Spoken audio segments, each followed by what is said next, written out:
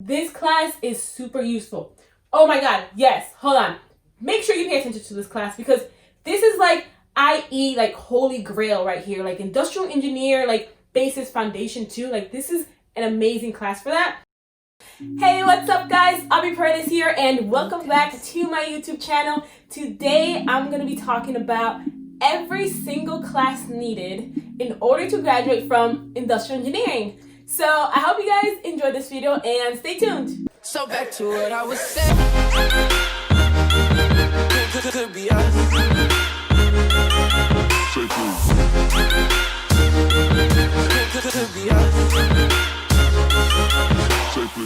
Alright, so welcome back guys. I just want to give a quick shout out to the user Jada Beck. Thank you so much for commenting and letting me know that you wanted to see this video. So the way I have this video formatted is that I'm going to start off and I'm going to say the name of the class that I took. And then after that, I'm going to give it a rating from 1 to 10, 1 being the easiest and then 10 being the most difficult. And then after that, I'm just going to give you guys a brief explanation on why I rated it that way and my overall experience with that class. So also just a little disclaimer, please do keep in mind that I am going to be rating this off of my experience based at West Virginia University. Of course, depending on what university you go to, your experience can be very different or very similar to mine. All right, so let's start off with the infamous, the calculuses. So as an industrial engineering, you will have to take Calculus 1, Calculus 2, Calculus 3, and Calculus 4. Now, beginning with Calc 1, I would give that a 6 out of 10. Now, Calc 1 is not too difficult, but the thing is that you are introduced to so many new topics, and being like a baby in engineering, it could be kind of overwhelming to just have everything kind of thrown at you a little bit, but it shouldn't be too bad, also depending on the professor that you get. Calc 1, of course, is also where you're introduced to the main topics of calculus. So you'll be doing a lot of derivatives, you'll also be doing integrals. Now for Calc 2. Now this class is difficult to say the least. Also, I just want to let you guys know, a lot of these beginning engineering classes are called the weed out classes. So what they do is that they make these weed out classes harder because to a lot of new high school graduates, engineering is just very attractive. But however, they know that it's difficult and they want to weed out those people that, you know, may not be so willing to put in that extra work that is needed for engineering classes. I would give Calc 2 a rating of 8.5. Now, I didn't give it more, and I probably should have, but because I had a really good professor and she just like, the way she laid everything out was amazing. But I just want to make a huge note on this class. Please be careful with this class because I know a lot of people that started with engineering, but they dropped the major because they couldn't get through this class. If I can do it and I didn't fail it and I didn't have to retake it, then you guys can definitely do it. Okay, now moving on. Calc 3. I would rate that class a 6 out of 10. The beginning is not too hard because you're learning like elementary stuff or like basic stuff on three-dimensional coordinate systems. So you'll be learning like how to add vectors. But Calc 3 like picks up so quick and it gets complex very quick. So just be careful with that. Now Calc 4. So like I look back at Calc 4 and I'm like, what even was that? Like what was Calc 4? Like it was definitely interesting. I don't know if every school has the same curriculum that my school had. Okay. So Calc 4, I would rate a 6 out of 10. Now, Calc 4 is differential equations. So like we would apply stuff learned or material learned to like real world applications, which is good. Can be more difficult, but it was weird to me. Now let's move on a little bit to the sciences. So as an engineer, you'll probably have to take Physics 1 for engineers, Physics 2, Chem 1, and Chem 2. And my school does where these classes are specifically for engineers. I would rate Physics 1 a 7 out of 10. Now, if you're anything like me, like I'm more of a math person. So for me, physics is a little bit more challenging than what calculus would be. And then Chem 1, I would rate a 7.5 out of 10. I think chemistry is a little bit more difficult than physics. So my school does a thing where instead of taking Chem 2 or Physics 2, you can opt to take Bio. And of course, I took Bio because it's way easier. Okay, now for Bio, I would give it a 4 out of 10. I enjoy Bio, so to me, studying for that class is not like a burden or anything like that. Also, as an engineer, you'll most likely have to take some general engineering courses. I'm not gonna delve into those and get specific about them, but they're basically your like English 101, English 102, like your electives and stuff like that. But if you guys have any questions about that, please feel free to comment down below and I could go more into depth about that, or follow me on Instagram. I'm dropping a new Instagram just solely for my YouTube account, so follow me on that Instagram and message me on that as well. So starting with the Engineering 101, they may not be called exactly Engineering 101, but your school may call it something similar. So for Engineering 101, I would rate that a 5 out of 10. This was a fairly easy class. We did Excel and we were like introduced to like technical reports, Gantt charts, things of that nature that you will need to know for your later engineering classes and also when you do graduate. Side note, make sure you do pay attention to Gantt charts and technical reports because at my current job, I do a lot of those. Now for Engineering 102, I would give that a 7 out of 10. This class was a little bit harder. We did MATLAB, so this is when I was first introduced to programming. Now for microeconomics, to be honest, I don't remember these two classes that well. I will rate them the same. I'll give them both like a 4 out of 10. My professors that I had for these were both fairly easy. The material was fairly easy as well. Alright, so now moving on to the industrial engineering courses. Okay, so if you guys see me looking down, I have my notebook down here. I'm just going to be glancing a little bit just to remember every single class that I took because, yeah, there are a lot. So for industrial engineering, you'll probably have to take some type of intro to industrial engineering class. And I would rate that class a 3.5 out of 10. In my class, we were introduced to like a lot of important engineering concepts like FMEA analysis, SMEN analysis, 5S, control charts, a lot of like Six Sigma tools as well. So this is like your bread and butter of industrial engineering. And what made it so easy on my class was that it was open notes for exams, and my professor was an amazing professor and he just cared about his students so much. Then you're probably gonna have to take some type of like re-engineering management systems. I would give it a 4 out of 10. This class is a little bit more in-depth than the other class, but they're both like go together. They're both like buddy-buddy. Then you will most likely have to take some type of engineering statistics class. I would rate that class a 5 out of 10. It's not too hard, that class, but it's just so many different topics and concepts that you have to learn, and I remember that, but it's actually very important material. Then you're gonna have to take some sort of engineering economy class, and that class I would rate a 3 out of 10.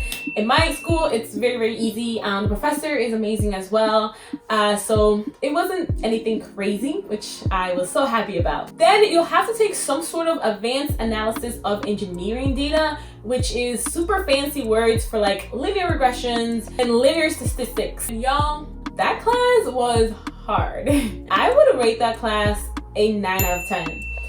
That actually might be one of the most difficult IE classes I've taken, and I don't think it's necessarily just because of the material. I think it's because, one, with this type of material, I think you really have to apply yourself, and there's a lot of practice.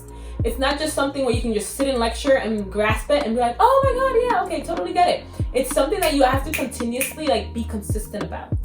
So you'll also probably have to take some sort of materials and costing class.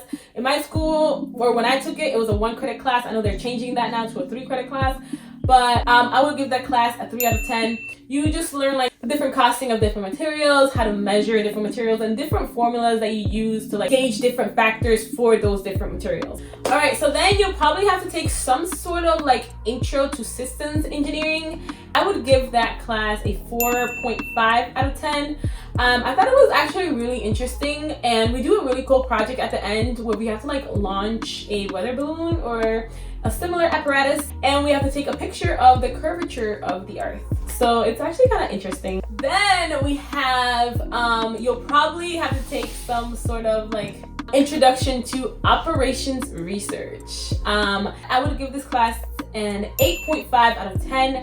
I love this class. Believe it or not, this is probably one of the most enjoyable classes for me. I really like the material, but it can get very complex. And that class is also very important. I think that's definitely a class that if you go into like logistics or transportation, you'll definitely be using a lot of those concepts. So if that's a field you want to focus on, make sure you pay attention to this class and you keep all of your old material. Then you'll have to take some sort of human factors engineering class. And I give that class a 6 out of 10. And this class is very important if you're trying to go into like ergonomics. I think the way it teaches you to think is very important, and I think just having that knowledge is like essential to industrial engineer. Then you probably have to take some sort of like manufacturing processes class, and this is where you learn about the different tools and the different manufacturing processes.